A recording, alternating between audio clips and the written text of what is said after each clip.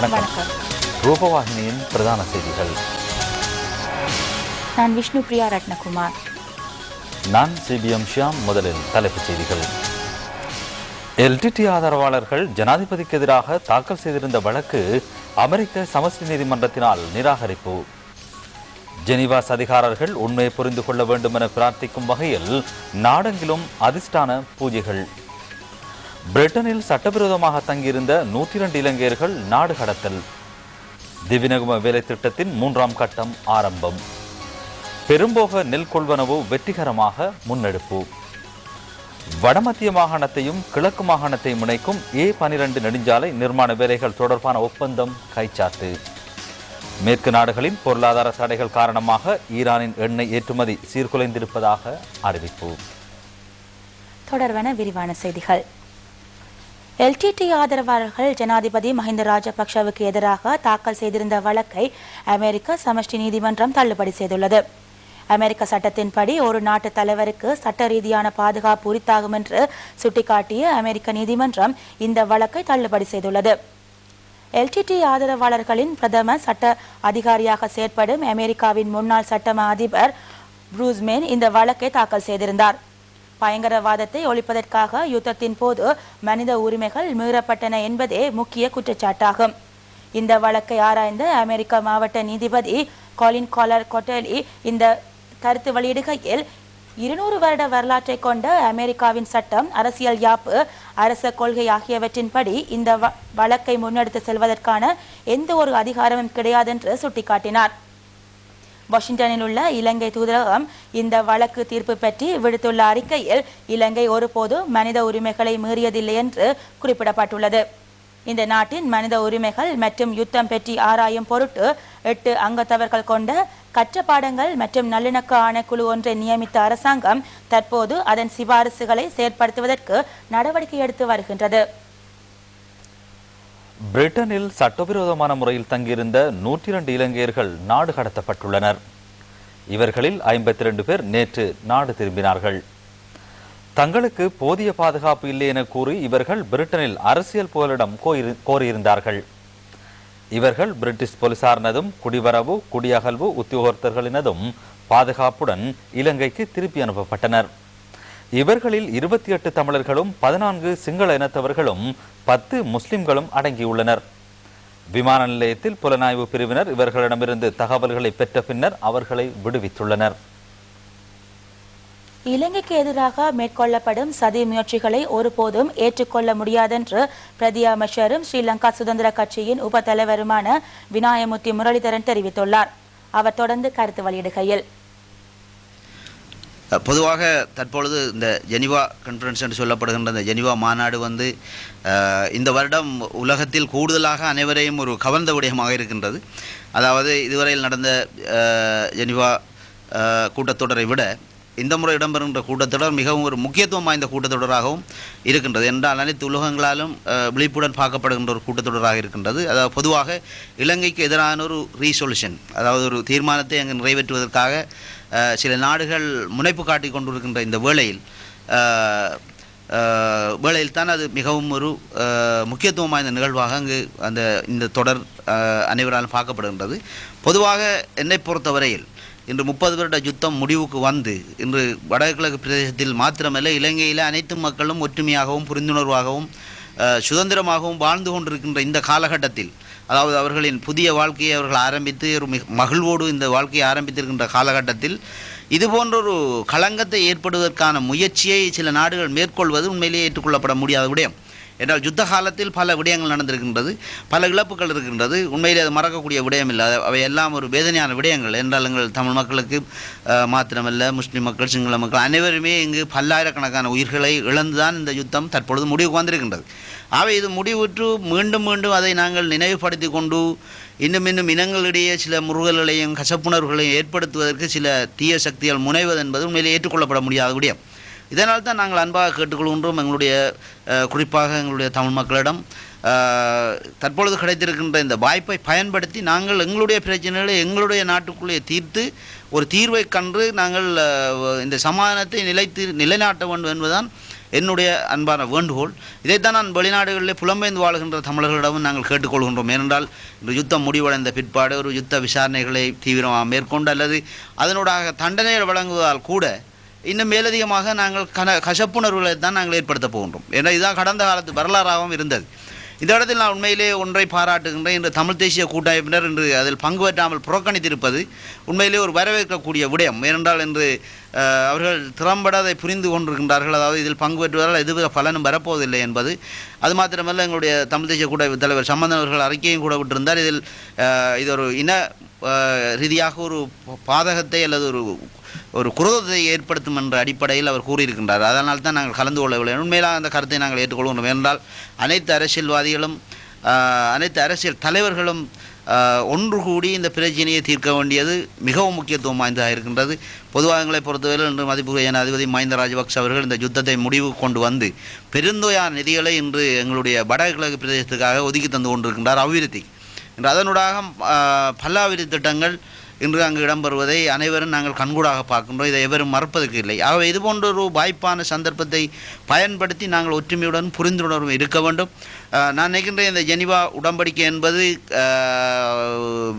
பொதுவான நாடுகள், கூடுதலான நாடுகள் இலங்கைக்கு ஆதரவாக வாக்களிப்பதற்கு முன்வந்திருக்கின்றார்கள். உண்மையிலே நாங்கள் அவர்களை வரவேற்கின்றோம். என்றால் அதனூடாக மீண்டும் ஒரு சமாதானத்தை நிலைநாட்டி ஒரு உறுதியான ஒரு எதிர்காலத்தை எங்களுடைய தமிழ் மக்களுக்கு உருவாக்கலாம் என நாங்கள் எதிர்பார்க்கின்றோம். மனித உரிமைகளை பாதுகாப்பதில் ஜனாதிபதி மிகுந்த அக்கறையுடன் செயற்பட்டார் எனவும் இலங்கைக்கு எதிரான சதிகளை முறியடிக்க வேண்டும் என மட்டக்களப்பு மாநகர சபை உறுப்பினர்களாகிய கே அருமைலிங்கம் மற்றும் வெலிங்டன் ஆகியோர் கருத்து தெரிவித்துள்ளனர். செயற்பட்டு ஜெனீவாவிலே எமது அரசாங்கத்துக்கு களங்கம் ஏற்படுத்தக்கூடிய அந்த முயற்சியை எடுப்பதை நாங்கள் வன்மையாக கண்டிக்கின்றோம். இந்த நாட்டிலே இப்பொழுதுதான் அபிவிருத்தி பல வழிகளிலும் சிறப்பாக நடைபெற்றுக் கொண்டிருக்கின்றது. இதை சகித்துக் கொள்ள முடியாத நடவடிக்கை எடுக்கின்ற அந்த முயற்சிகளை மட்டக்களப்பு மாநகர சபையின் சார்பில் நான் நிச்சயமாக எதிர்க்கின்றேன் என்பதை தெளிவாக கூறிக்கொள்ள விரும்புகின்றேன். அரசாங்கத்துக்கும் ஜனாதிபதி அதியுத்தம மஹிந்த ராஜபக்ச அவர்களுக்கும் எதிராக கொண்டு வரப்பட இருக்கின்ற அந்த பிரேரணையை, அபிவிருத்தியை, சமாதானத்தை விரும்பி ஜனாதிபதிக்கு பின்னால் அணிதிரண்டு நிற்கின்ற எமது தமிழ் பேசும் உறவுகள், இலங்கை திருநாட்டைச் சேர்ந்த தமிழ் பேசும் மக்கள் அதை வன்மையாக கண்டிக்கின்றார்கள். பிரிட்டனில் சட்டவிரோதமான முறையில் தங்கியிருந்த 102 இலங்கையர்கள் நாடு கடத்தப்பட்டுள்ளனர். இவர்களில் 52 பேர் நேற்று நாடு திரும்பினார்கள். தங்களுக்கு போதிய பாதுகாப்பு இல்லை என கூறி இவர்கள் பிரிட்டனில் அரசியல் புகலிடம் கோரியிருந்தார்கள். இவர்கள் பிரிட்டிஷ் போலீசாரினதும் குடிவரவு குடியகல்வு உத்தியோகத்தினதும் பாதுகாப்புடன் இலங்கைக்கு திருப்பி அனுப்பப்பட்டனர். இவர்களில் 28 தமிழர்களும் 14 சிங்கள இனத்தவர்களும் 10 முஸ்லிம்களும் அடங்கியுள்ளனர். விமான நிலையத்தில் புலனாய்வு பிரிவினர் இவர்களிடம் தகவல்களை பெற்ற பின்னர் இவர்கள் விடுவிக்கப்பட்டனர்.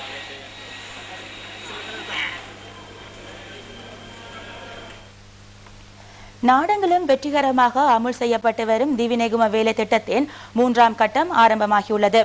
இதன்படி 14,000 கிராம சேவை உத்தியோகத்தர்களின் பிரிவுகளில் 25 லட்சம் வீட்டு பொருளாதார அபிவிருத்தி ஆரம்பிக்கப்பட திட்டமிடப்பட்டுள்ளது. பொருளாதார அபிவிருத்தி மற்றும் கமநல சேவைகள், வனவிலங்கு பிரிவு ஆகியவற்றுக்கு பொறுப்பான அமைச்சுக்கள் கூட்டாக இத்திட்டத்தை அமுல்படுத்துகின்றன. அனைத்து கிராம சேவை உத்தியோகத்தர்கள் பிரிவுகளிலும் உள்ளடங்கும் வகையில் வீடு வீடாக சென்று மக்களை அறிவுறுத்த திட்டமிடப்பட்டுள்ளது.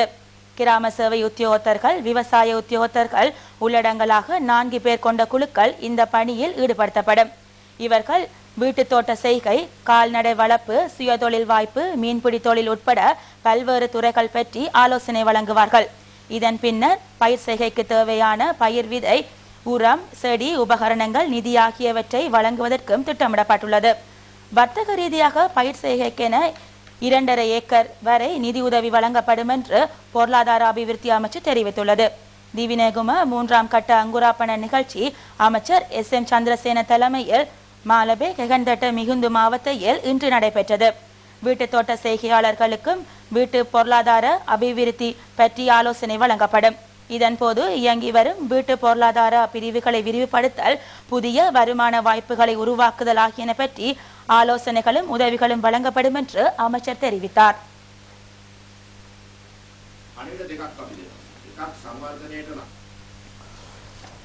பெரும்போக நெல் கொள்வனவு வெற்றிகரமாக மேற்கொள்ளப்படுவதாக நெல் சந்தைப்படும் சபை தெரிவித்துள்ளது.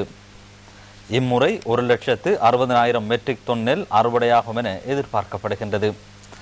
பெரும்போக நெல் கொள்வனவு கடந்த மாதம் 5ஆம் தேதி ஆரம்பமாகியது. நெல் கொள்வனவுக்கென நாடெங்கிலும் 142 நிலையங்கள் நிறுவப்பட்டுள்ளன. தற்போது அறுவடை முடிவடைந்துள்ள அனுராதபுரம், வவுனியா, கிளிநொச்சி, முல்லைத்தீவு ஆகிய மாவட்டங்களிலிருந்து நெல் கொள்வனவு செய்யப்படுகின்றது.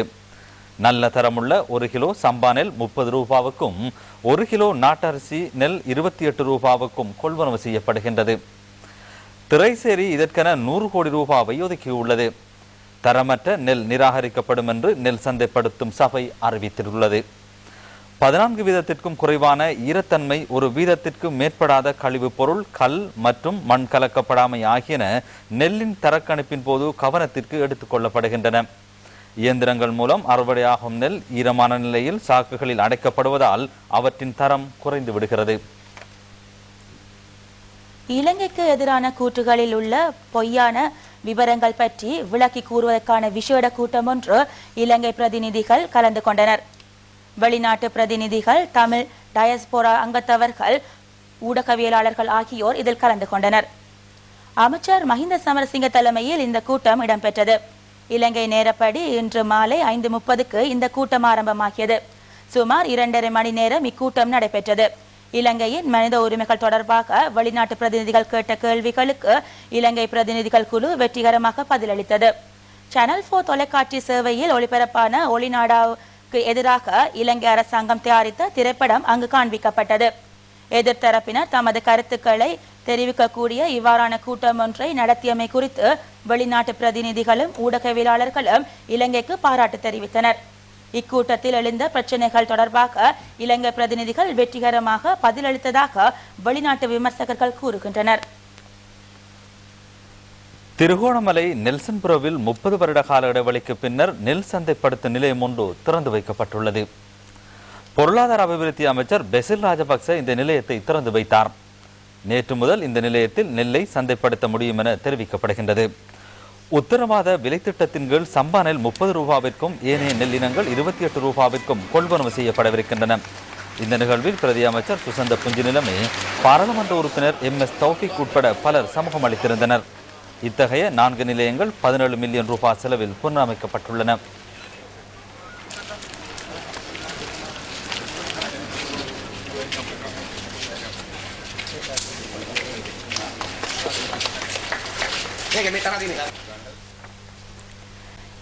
இலங்கை அரசாங்கத்துக்கு எதிராக மேற்கொள்ளப்படும் சதி முயற்சிகளுக்கு எதிர்ப்பு தெரிவித்து பிரதேச செயலகங்களினால் ஏற்பாடு செய்யப்பட்ட எதிர்ப்பு ஆர்ப்பாட்டங்கள் நாடு முழுவதும் இடம்பெற்றன. ஆலையடிவேம்பு பிரதேச செயலகத்தினால் ஏற்பாடு செய்யப்பட்ட ஆர்ப்பாட்டமும் நேற்று இடம்பெற்றது. ஆலையடிவேம்பு பிரதேச செயலக முன்றலில் இடம்பெற்ற ஆர்ப்பாட்ட ஊர்வலத்தில் பிரதேச செயலாளர் வி ஜெகதீஸ்வரன் உட்பட ஊழியர்கள் பலர் கலந்து கொண்டனர்.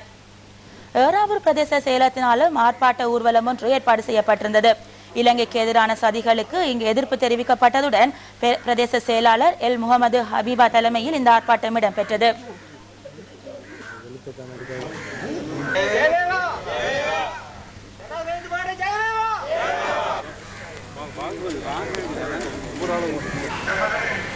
அக்கரைப்பற்று பிரதேச செயலகத்தினாலும் இலங்கைக்கு எதிரான சதிகளுக்கு எதிர்ப்பு தெரிவித்து ஆர்ப்பாட்டம் ஒன்று இடம்பெற்றது.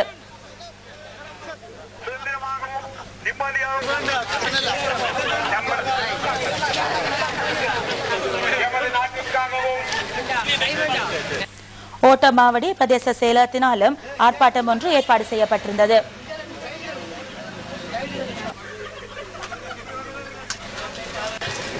மட்டக்களப்பு மாவட்ட செயலகத்தினால் ஏற்பாடு செய்யப்பட்ட ஆர்ப்பாட்ட ஊர்வலம் அரசாங்க அதிபர் சுந்தரம் அருமைநாயகம் தலைமையில் இடம்பெற்றது. மாவட்ட செயலக ஊழியர்கள் இதில் கலந்து கொண்டனர்.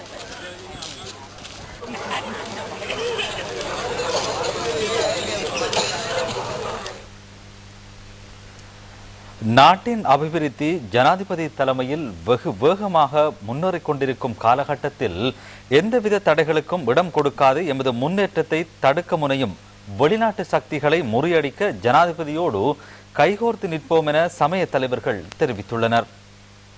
காலகட்டத்தில் எந்தவிதமான பிரச்சனையும் இல்லாமல் இலங்கையினுடைய எந்த பாகத்திற்கும் செல்லக்கூடிய வாய்ப்பு ஏற்படுத்தி தந்திருக்கின்றார். கடந்த காலங்களிலே சில மறக்க முடியாத சம்பவங்கள், ஒரு இடத்தில் செல்ல முடியாத நிலை, இது நாம் போற்றக்கூடிய விடயமாக இருக்கிறது. இன்று நாம் எந்த விடயத்திலே ஈடுபட்டு கொண்டிருக்கப்பட்டாலும் உடனடியாக நாங்கள் அந்த இடங்களுக்கு செல்லக்கூடிய வாய்ப்புகளை பெற்று தந்திருக்கின்றார். அதேபோல் கடந்த காலங்களில் ஜனாதிபதி மஹிந்த ராஜபக்ச அவர்கள் இந்த யுத்தத்தை நிறுத்தி மக்கள், பாதைகள், கல்வி, அதுடன் விதவைகள், அதுடன் போராளிகள் இருக்கலாம் நல்ல வழிகளை காட்டியிருக்கின்றார் என்பதையும் நான் எடுத்து கூற விரும்பிக் கொண்டிருக்கின்றேன். காலமாக நம் நாட்டில் நடைபெற்ற யுத்தத்தில் அதிகமான மக்கள் பாதிக்கப்பட்டு, அதாவது நம்முடைய நாட்டில் அதிகமான பகுதிகள் சேதத்துக்கு உள்ளாக்கப்பட்டது. எனவே நீண்டகால யுத்தத்தை ஒரு முடிவுக்கு கொண்டு வந்த எங்களுடைய அதிமேதக ஜனாதிபதி மஹிந்த ராஜபக்ச அவர்கள் இன்று நல்ல முறையில் நம்முடைய நாட்டை கட்டியெழுப்பி வந்திருக்கிறார்கள். நம்முடைய சிறார்களுக்கு கல்வி கற்கக்கூடிய உதவிகளையும், அதே போன்று பாதைகள் அபிவிருத்தி, ஏனைய அனைத்து மக்களுக்கான உதவிகளையும் இன்று எங்களுடைய அதிமேதக ஜனாதிபதி மஹிந்த ராஜபக்ச அவர்கள் செய்து வருகிறார்கள். எனவே இன்று அவருக்கு எதிராக ஜெனீவாவில் அதாவது எத்தனையோ எதிர்ப்பு பிரச்சாரங்கள் நடைபெற்றுக் கொண்டிருக்கிறது, எதிர்ப்பு கூட்டங்கள் ஒன்று கூடப்படுகிறது. அதுக்கு எதிராக நாங்கள் சர்வ மத தலைவர்கள் அனைவர்களுமாக ஒன்று கூடி அந்த ஜெனீவாவில் ஏற்படக்கூடிய அந்த கூட்டத்துக்கு எதிர்ப்பு தெரிவித்து நாங்கள் ஒன்று கூடி இங்கே மன்றாடுகிறோம். இலங்கைக்கு எதிராக மேற்கொள்ளப்படும் சதி முயற்சிகளை கண்டிப்பதாக கிழக்கு மாகாண சுகாதார அமைச்சர் MS சுபைர் உட்பட கிழக்கு மாகாணத்தில் வாழும் தமிழ் முஸ்லிம் மக்கள் கருத்து வெளியிட்டுள்ளனர். இந்த நாட்டில் மனித உரிமைகளை பாதுகாத்த தலைவர் எங்களுடைய மஹிந்த ராஜபக்ச அவர்கள் யுத்தத்தை முன்கொண்டு சென்ற போது அவர்கள் பொதுமக்களை பாதுகாத்து பொதுமக்களுக்கு உணவுகளையும் உறைவிடங்களையும் கொடுத்துவிட்டுத்தான் பயங்கரவாதத்தை அழித்துளித்திருக்கின்றார்கள். ஆகவே இந்த நாட்டுடைய ஜனாதிபதி மஹிந்த ராஜபக்ச அவர்கள் குறிப்பாக மனித உரிமையை அவர்கள் பாதுகாத்திருக்கின்றார்கள். இந்த நாட்டுடைய மஹிந்த ராஜபக்ச அவர்கள் ஒரு நேர்மையான தலைவன், இந்த நாட்டை பொருளாதார ரீதியாக உயர்த்துகின்ற தலைவன். அந்த தலைவனை பாதுகாக்க வேண்டிய பொறுப்பு எங்கள் எல்லோருக்கும் இருக்கின்றது. அதிமேகு ஜனாதிபதி மஹிந்த ராஜபக்சவுடைய காலத்திலே புலிகள் முத்தலாக ஒழிக்கப்பட்டு இன்று வடகிழக்கிலே வாழுகின்ற தமிழ் முஸ்லிம் சிங்கள மக்கள் நிம்மதியாக வாழுவதற்கு வழி அமைத்து தந்த அதிமேகு ஜனாதிபதி மஹிந்த ராஜபக்ச அவர்களுக்கு நாங்கள் முஸ்லிம்கள் அவர்களுக்கு எப்போதும் நன்றி உள்ளவராக இருப்போம். வருட காலமாக பயங்கரவாத பிடியிலிருந்த எம்மை பாதுகாக்க இந்த மேற்குலக நாடுகளோ இந்த அமெரிக்காவோ முன்வரவில்லை. ஆனால் இந்த நாட்டின் ஜனாதிபதி அதிமேதகு மஹிந்த ராஜபக்ச அவர்கள் இந்த 30 வருட காலமாக இருந்த யுத்தத்தை, பயங்கரவாதத்தை ஒழித்து இந்த நாட்டு மக்களுக்கு ஒரு சுதந்திரமாக நிம்மதியாக வாழ்வதற்குரிய சந்தர்ப்பத்தை ஏற்படுத்தி கொடுத்தவர்.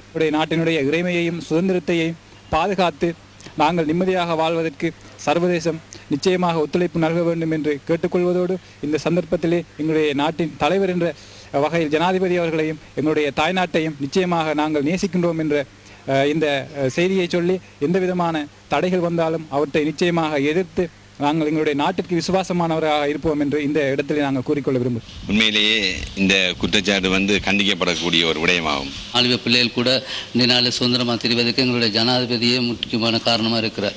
அதனால் ஜனாதிபதியினுடைய இந்த நடந்திருக்கிற இந்த காரியத்துக்காக வேண்டி எல்லா மக்களும், அதாவது இஸ்லாம் மக்கள், கிறிஸ்தவரும் எல்லாருமே ஆண்டவனிடம் எல்லாரும் பிரார்த்தனையில் இருக்க வேண்டும் என்று நான் பிரார்த்திக்கிறேன். வடமத்திய மாகாணத்தையும் கிழக்கு மாகாணத்தையும் இணைக்கும் A12 நெடுஞ்சாலை நிர்மாண வேலைகள் தொடர்பான ஒப்பந்தம் கைச்சாத்திடப்பட்டுள்ளது. இது நாட்டிற்கு நடுவே செல்லும் பிரதான நெடுஞ்சாலையாகும். இந்த நெடுஞ்சாலை புத்தளத்திலிருந்து அனுராதபுரம் பொறவப்பத்தானை ஊடாக திருகோணமலைக்கு செல்லும். தற்போது புத்தளத்திலிருந்து அனுராதபுரம் வரையான வீதியின் நிர்மாண வேலைகள் பூர்த்தியடைந்துள்ளன. அனுராதபுரத்திலிருந்து திருகோணமலை வரையான 97 கிலோமீட்டர் நீளமான வீதி நிர்மாண வேலைகள் பூர்த்தி செய்யப்பட வேண்டியுள்ளன. இதனை பூர்த்தி செய்வதற்கென சுமார் 800 கோடி ரூபாவை மக்கள் வங்கி வழங்குகின்றது. இது சம்பந்தமான ஒப்பந்தம் நெடுஞ்சாலைகள் அமைச்சில் நேற்று கைச்சாத்திடப்பட்டது. அமைச்சர் நிர்மல கொத்தலாவல, மக்கள் வங்கி, வீதி அபிவிருத்தி அதிகார சபை, நெடுஞ்சாலைகள் அமைச்சு மற்றும் ஒப்பந்த நிறுவனங்களின் சிரேஷ்ட அதிகாரிகள் ஆகியோர் இந்த நிகழ்ச்சியில் கலந்து கொண்டனர். உள்நாட்டு ஒப்பந்த நிறுவனமான மாகா என்ஜினியரிங் நிறுவனம் அனுராதபுரம் திருகோணமலை வீதி நிர்மாண வேலைகளுக்கு பொறுப்பாக உள்ளது. அந்த நிறுவனத்துடனும் ஒப்பந்தம் கைச்சாத்திடப்பட்டுள்ளது. நெடுஞ்சாலையுடன் நாரம்மல, கிரியுள்ள, இப்பாகமோ, கும்புகடே, மெதல்ல ஆகிய வீதிகளும் நிர்மாணிக்கப்பட உள்ளன. இதற்கான ஒப்பந்தங்கள் நேற்று கைச்சாத்திடப்பட்டன. உள்நாட்டு நிறுவனங்களே நிர்மாண வேலைகளை மேற்கொள்கின்றன. மக்கள் வங்கி இதற்கான நிதியை வழங்குகின்றது.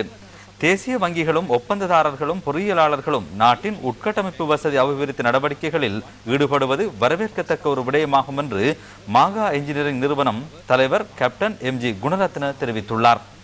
வடக்கையும் கிழக்கையும் தெற்கையும் இணைக்கும் வீதி அபிவிருத்தி சமாதானத்திற்கும் இன சகவாழ்வுக்கும் பேருதவியாக அமையும் என்று அமைச்சர் நிர்மலா கொத்தவலாவல சுட்டிக்காட்டினார்.